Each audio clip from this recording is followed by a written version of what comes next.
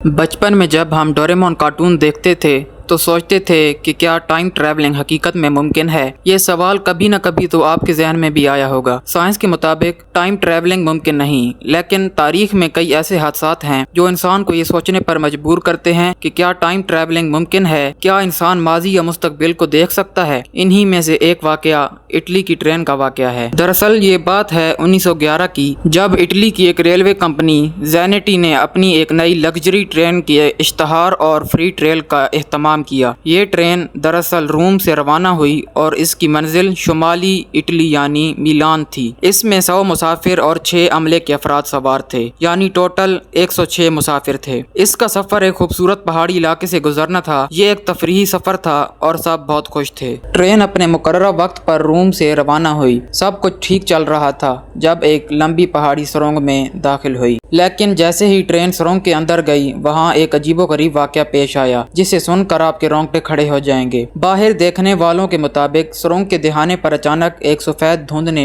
Train को लपेट लिया। धुंध इतनी घनी हो गई कि बाहर खड़े लोग ट्रेन को देख नहीं पा रहे थे, और फिर जब धुंध खत्म हुई तो ट्रेन को सुरंग के दूसरी जानिब से बाहर आना चाहिए था, लेकिन वो नहीं आई। ट्रेन मुकम्मल तौर पर गायब हो चुकी थी। ऐसा लगा जैसे ट्रेन हवा में तहलील हो गई हो। फौरी तौर पर रेस्क्यू ऑपरेशन शुरू किया गया। सुरंग की तलाश ली गई, लेकिन ट्रेन का कोई नामो निशान नहीं मिला, ना मुसाफिरों का, ना अमले का और ना ही ट्रेन का। हैरत अंगेज तौर पर इस वाक़े में 2 मुसाफिर बच निकले। उन्होंने बताया कि जब ट्रेन सुरंग में दाखिल हुई तो एक अजीब खौफ तारी हो गया और ट्रेन के अंदर एक सफेद धुंध भर गई। उन्होंने अपनी जान बचाने के लिए खौफ के मारे ट्रेन से छलांग लगा दी। उन दोनों को शदीद सदमे की हालत में पाया गया और कुछ अरसे के बाद उन्हें नफ्सियाती अस्पताल में दाखिल कर दिया गया। इस वाक़े के बाद इस सुरंग को हमेशा के लिए बंद कर दिया गया और इसके दोनों सिरों पर ईंटों की दीवारें बना दी गई। ये सुरंग आज भी बंद है, लेकिन कहानी यहीं खत्म नहीं होती। ट्रेन के गायब होने के बाद कई दिहाइयों तक इसके पुरअसरार ज़हूर के दावे सामने आते रहे। सबसे अजीब दावा 1914 का है,